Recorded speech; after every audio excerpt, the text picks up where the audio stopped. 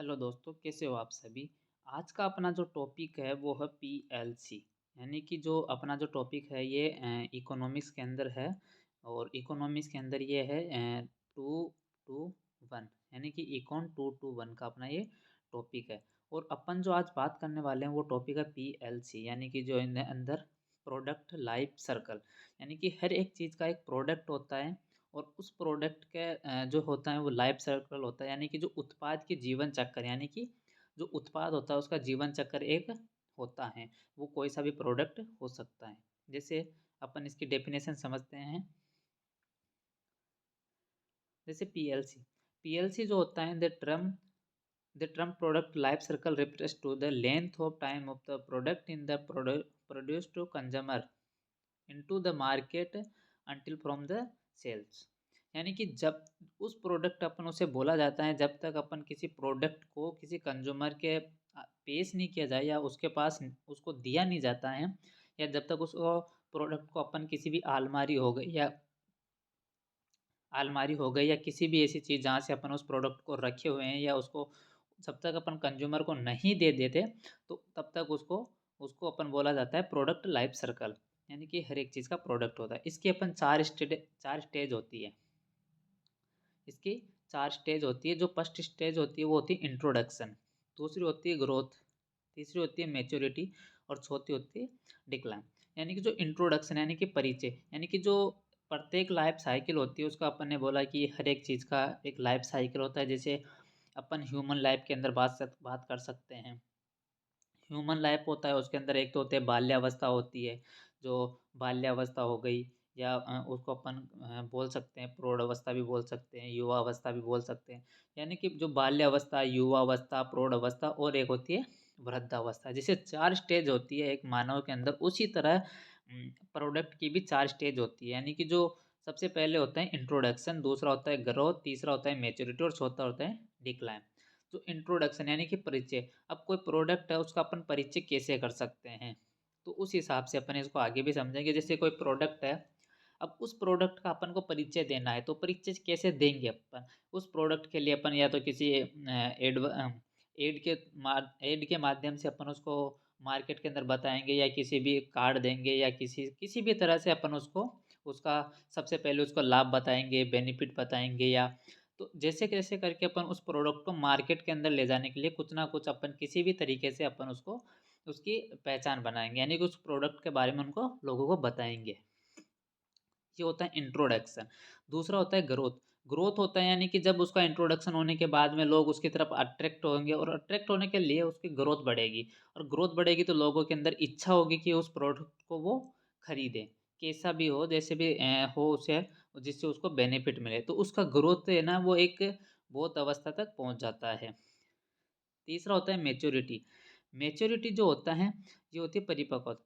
यानी कि जो मेच्योरिटी जो होती है, एक कोई भी एक प्रोडक्ट होता है उसके प्रोडक्ट को एक अपन हाई लेवल तक पहुंच जाता है। एग्जांपल के लिए अपन कोई एक नया ब्रांड बनाते हैं, जब तक वो ब्रांड जो होता है कोई भी अपना, अभी बहुत सारे ब्रांड चल रहे हैं जो एक बड़े हाई लेवल तक पहुंच जाता है, लेकिन जो एक उसका मेच्योरिटी होता है कि वो कुछ सीमा तक ही पहुंच पाता है। तो उस सीमा तक वो पहुंच पाता है उसे ही अपन मेच्योरिटी बोलते हैं, ताकि वो अपनी उसकी एक लास्ट स्टेज होती है वो।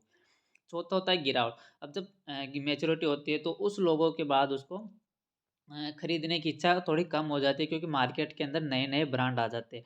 और ब्रांड आने के वजह से उनके अंदर उस वस्तु के अंदर कोई इंटरेस्ट नहीं रहता है। और इंटरेस्ट नहीं रहने के कारण वो उस को खरीदेंगे नहीं, और खरीदेंगे नहीं तो उसके अंदर अपन को लॉस होगा। तो ये होती है गिरावट। तो इसको अपन एक उससे समझते हैं। जैसे फॉर एग्जांपल के लिए एक अपन ग्राफ की वजह से समझते हैं कि जैसे सेल्स है और ये टाइम है। अब टाइम के अकॉर्डिंग जो होती है वो सब चीज़ें चलती रहती है। जैसे अपन टाइम के अकॉर्डिंग जैसे ह्यूमन के अंदर बात करते हैं तो जैसे सबसे पहले बाल्यावस्था होती है, और कुछ समय बाद में युवा अवस्था होती है। इस समय से समय के अनुसार चलती है। तो अपन सबसे पहले इंट्रोडक्शन देंगे, इंट्रोडक्शन देने के लिए बाद में उसका ग्रोथ होगी तो ग्रोथ थोड़ी हाई होती है। और मेच्योरिटी एक सीमा तक पहुंच जाती है जहाँ तक उसका जाना चाहिए, जहाँ तक लोग उसे खरीद सकते हैं। उसके बाद होती है उसकी गिरावट स्टार्ट हो जाती है। तो ये इसके चार स्टेज होती है। अपन इसमें से फर्स्ट बात करते हैं मार्केट इंट्रोडक्शन। मार्केट इंट्रोडक्शन मैंने बताया कि कैसे भी अपन उसको मार्केट के अंदर वो कर सकते हैं। अब इसका कैरेक्टर क्या क्या हो सकते हैं। जब अपन सबसे पहले जाके सीधा ना उसका अपन ऐड देंगे, ना किसी भी चीज़ अपन उसको बोलेंगे नहीं, उसका प्रमोशन नहीं करेंगे, तब तक अपने को उसका कोई बेनिफिट नहीं मिलेगा। यानी कि मार्केट के अंदर अगर मान लो अपन बेच भी देते हैं तो अपने को क्या होता है कि सबसे पहले अपन को लो सेल्स, यानी कि उसका अपन सेल बिक्री बिक्री नहीं होगी। अपने पास कोई कस्टमर यानी कि हाई कॉस्ट पर कस्टमर होता है तो वो नहीं होगा। फाइनेंशियल लॉसेस भी हो सकते हैं, या किसी भी प्रकार की कोई भी कॉम्पिटिटर हो सकता है, यानी कि किसी भी प्रकार की कोई प्रतिस्पर्धा हो सकती है। कॉम्पिटिटर का मतलब होता है प्रतिस्पर्धा, यानी कि किसी भी प्रकार की हो सकती है। नेक्स्ट बात करते हैं अपन की स्टेज। स्टेज क्या होती है। इसकी स्टेज जो होती है, एक तो होती है प्रोडक्ट, प्राइस, डिस्ट्रीब्यूशन, एडवर्स एडवर्स्टिंग, और एक होते हैं सेल्स प्रमोशन। ये 5 प्रकार की स्टेज होती हैं। प्रोडक्ट, अपना प्रोडक्ट कैसा है उस हिसाब से, उसके अपन प्राइस किस हिसाब से रख रहे हैं। इंट्रोडक्शन में उसके प्राइस किस हिसाब से रख रहे हैं, ज़्यादा रख रहे हैं, कम रख रहे हैं, या लोग उसे खरीद पा रहे हैं या नहीं पा रहे हैं। तीसरा होता है डिस्ट्रीब्यूशन, यानी कि वितरण, उसका अपन किस प्रकार से अंदर मार्केट के अंदर लेके जा रहे हैं। एडवर्टिंग, ये होती है कि अपन उसके अंदर किस प्रकार से उसका सेल्स प्रमोशन कर रहे हैं, या किस प्रकार से अपन उसका विज्ञापन दे रहे हैं, या पर्ची बांटते हैं, या बहुत सारे होते हैं जो अपना ऐड दे देते हैं, उसका सेल्स प्रमोशन करना, ये सब इसके अंदर इंट्रोडक्शन के अंदर आते हैं। दूसरा होता है मार्केट ग्रोथ। मार्केट ग्रोथ जो होता है, इस अवस्था में वस्तु की मांग में वृद्धि होती है, कि यानी कि जो ग्रोथ होता है, यानी कि ग्रोथ यानी कि विकास करना, जो वस्तु होती है उसकी मांग बढ़ जाती है। लेकिन अब मांग बढ़ने के कारण उसके अंदर क्या होता है कि बाजार के अंदर कुछ और भी अन्य उत्पाद आ जाते हैं बाजार के अंदर, और उन उत्पाद के कारण उनको वृद्धि जो होती है वो कम होने लग जाती है धीरे धीरे। तो पुराने उत्पाद उनके कारण से उनकी बिक्री कम होने लग जाती है। तो इनके अंदर मार्केट ग्रोथ के अंदर क्या होता है कि धीरे धीरे उसकी वृद्धि बढ़ जाती है, और वृद्धि बढ़ेगी तो लोग उसकी तरफ अट्रैक्शन होंगे, और अट्रैक्ट होंगे तो उसकी तरफ उसको खरीदेंगे। तो ये होती है मार्केट ग्रोथ के अंदर। अब ग्रोथ होगी तो उसके कैरेक्टर क्या क्या हो सकते हैं। जैसे कैरेक्टर की बात करते हैं अपन, अगर ग्रोथ होगी किसी भी प्रोडक्ट के लिए तो सीधी सी बात है उसका सेल्स बढ़ेगा, यानी कि सेल बढ़ेगा, यानी कि अपन अच्छा खासा मुनाफा होगा, यानी कि कॉस्ट पर कस्टमर भी बढ़ेंगे, सीधी सी बात है।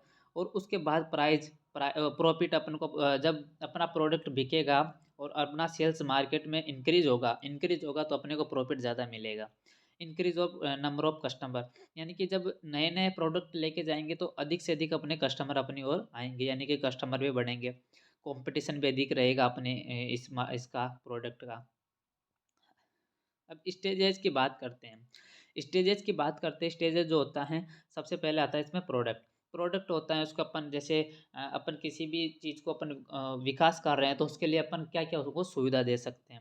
जैसे प्रोडक्ट होती है, प्रोडक्ट का अपन सर्विस देंगे, वारंटी भी दे सकते हैं ताकि वो लोग उससे और ज़्यादा खरीदें। प्राइस, उसका एक प्राइस को एक मेंटेन रूप से रखेंगे, यानी कि penetrate the market, price to penetrate the market, यानी कि उस प्राइस को अपन एक लिमिटेड मात्रा में रख सकते हैं जिससे कि लोग खरीद सकें। डिस्ट्रीब्यूशन, उसकी बिल्ड इंटेंसिव को मजबूत बनाएंगे। और एडवर्टिंग, यानी कि जो उसको लोगों को उस प्रोडक्ट की तरफ इंटरेस्ट बढ़ाएंगे। अब वो कैसे बढ़ाएंगे, वो कैसे भी बढ़ा सकता है, लोग कैसे भी अपनों को इंटरेस्ट, यानी कि मार्केट के अंदर उस चीज़ को कैसे इंटरेस्ट में लाया जा सकते हैं। और एक पॉइंट और है सेल्स प्रमोशन, यानी कि जो सेल्स प्रमोशन करते हैं। उसके बाद आता है मार्केट मेच्योरिटी। मार्केट मैच्योरिटी क्या होता है। मार्केट मैच्योरिटी वो होता है जिसके अंदर पर जो प्रोडक्ट होती है उसकी एक सीमा तक पहुंच जाती है वो, और एक सीमा तक पहुंच जाने के बाद में बहुत सारे कारण से या विज्ञापन या पर्सनल सेलिंग से अधिक धन खर्च करना पड़ता है। अब जब अपना एक प्रोडक्ट है वो जब तब तक चलेगा जब तक कोई उसके लेवल की दूसरी ब्रांड या कोई भी चीज़ नहीं आ जाती, तो तब तक अपन उसको बेचेंगे। लेकिन जब उसके नया कोई ब्रांड आता है तो लोग उस ब्रांड की ओर ज़्यादा जाने लगते हैं, तो उसकी वजह से अपने को अपने प्रोडक्ट पे अधिक धन खर्च करते हैं। और उस प्रोडक्ट की, ताकि उस प्रोडक्ट की मांग बनी रहे, और मांग बनी रहने से होता है कि लोग ज़्यादा परचेज करेंगे, और परचेज करने से अपने का प्रॉफिट ज़्यादा होगा। ये अपने मैच्योरिटी के अंदर आता है जब तक अपने का वो नहीं हो जाता। तो इसका कैरेक्टर क्या क्या है। कैरेक्टर है पीक सेल्स, यानी कि जो चरम सेल सीमा होती है वो सेल्स तक बिक जाती है। इसके अंदर कॉस्ट पर कस्टमर लोवेस्ट, यानी जो कस्टमर होता है वो धीरे धीरे कम होने लग जाते हैं। प्रॉफ़िट अपने को हाई होता है, यानी कि जो प्रॉफ़िट होता है वो बहुत ज़्यादा होता है, यानी कि जो ये कॉस्ट पर कस्टमर होता है, तो इसके अंदर अपने को क्या होता है कि जो ब्रांड ब्रांड होता है वो जैसे कस्टमर होता है उसके अनुसार नहीं होता है, क्योंकि अपना प्रोडक्ट कम होता है पर परचेज़ करने वाले लोग ज़्यादा आ जाते हैं। उसके बाद होता है प्रॉफ़िट अधिक होता है। मास मार्केट, यानी कि मार्केट जो होता है मास मार्केट होता है। स्टेबल नंबर ऑफ कॉम्पिटिशन, अपना जो नंबर ऑफ कॉम्पिटिशन होता है वो कॉम्पिटिटर होता है जो अपना स्टेबल रहता है, यानी कि घटता नहीं है। इसके अंदर भी वही स्टेजेस होती है जो सबके अंदर होती थी, तीनों के अंदर। जैसे प्रोडक्ट होती है, जैसे प्रोडक्ट हो गया, प्राइस हो गया, डिस्ट्रीब्यूशन हो गया, एडवर्टाइजिंग हो गया, सेल्स प्रमोशन हो गया, ये इसका अपना स्टेजेस होता है। जब भी प्रोडक्ट के अंदर उसका ब्रांड मॉडल या इस प्रकार से अपन किसी भी तरह का प्राइस जो होता है उसका बीट कॉम्पिटिटर के माध्यम से उसका प्राइस अच्छे से रखना। बिल्ड इंटेंसिव और अधिक ज़्यादा मजबूत करना, उसका ब्रांड हो गया, बेनिफिट हो गया, स्टेज डिफरेंट, अलग अलग प्रकार से अपन उसको एडवर्ट वो कर सकते हैं। सेल्स प्रमोशन, अपने ब्रांड स्विचिंग को इंक्रीज कर देते हैं, ये होता है उसका सेल्स प्रमोशन। उसके बाद अपन बात करते हैं मार्केट डिक्लाइन। ये चौथी स्टेज होती है अपने पीएलसी, यानी कि प्रोडक्ट लाइफ सर्कल की। इस अवस्था में क्या होता है कि जो डिक्लाइन अवस्था में अपने एक ग्राफ देखा था, इस हिसाब से वो ग्राफ था। यहाँ पे इंट्रोडक्शन था, यहाँ पे ग्रोथ थी, यहाँ पे मैच्योरिटी थी, और यहाँ से जब नीचे जाता है तब यहाँ पे डिक्लाइन थी। तो इसका मतलब होता है कि ये प्रोडक्ट अपना जो होता है वो बिक नहीं रहा है, यानी कि उसका उसकी जो वस्तु की जो बिक्री होती है वो कम हो जाती है। क्यों हो जाती है, किस कारण से हो जाती है उसकी बिक्री कम? क्योंकि उस ब्रांड के अलावा कोई नया ब्रांड आ जाता है जिससे उस उत्पाद की वैल्यू कम हो जाती है, और उस वैल्यू कम होने की वजह से उस प्रोडक्ट को कोई खरीद नहीं पाता है। तो उस प्रोडक्ट को खरीद नहीं पाता है तो उसका प्रॉफिट नहीं होगा तो वो व्यवसाय को चला नहीं पाएगा, और व्यवसाय को नहीं चला पाएगा तो उसके पास उसको बंद करना पड़ेगा, सीधी सी बात है। यानी कि जब तक कोई ब्रांड नया नहीं आ जाता तब तक तो चलता है, लेकिन जैसे ही ब्रांड नया आता है तब तक उसकी वैल्यू कम हो जाती है। नए नए आजकल तो बाजार के अंदर बहुत सारे नए नए प्रोडक्ट आते रहते हैं, फिर प्राइस इंक्रीज होती है हो जाती है जब तक नया ब्रांड नहीं आता, और नया ब्रांड आने के बाद उसके वापस प्राइस डिक्रीज हो जाती है। तो ये होती है मार्केट डिक्लाइन। इसके अंदर कैरेक्टर की बात करते हैं।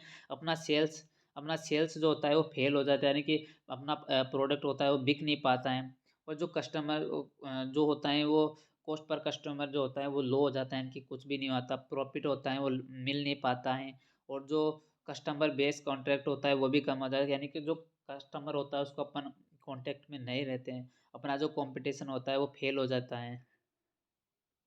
उसके बाद स्टेजेस स्टेजेस वही होती थी, product price distribution advertising sales promotion. Sales promotion होता है वो मिनिमम हो जाता है, इनकी लेवल ही बहुत कम हो जाता है, इसको अपन को कितना भी प्रमोशन करे ताकि वो अपना प्रमोशन सबको पता होता है तो वो खरीद नहीं पाते। एडवर्टाइजिंग ये भी रिड्यूस हो जाता है, यानी इसका भी लेवल नहीं होता है। डिस्ट्रीब्यूशन जो होता है ये भी वही होता है। प्राइस होता है वो कट प्राइस होता है, यानी कि उसके पास है उसको कोई मतलब नहीं होता प्रोडक्ट का। तो ये सब होती है अपने पीएलसी की 4 स्टेजेज़। तो कैसी लगी आपको क्लास? अगर क्लास अच्छी लगी हो तो लाइक, शेयर एंड सब्सक्राइब करें, एंड मिलते हैं नेक्स्ट वीडियो में।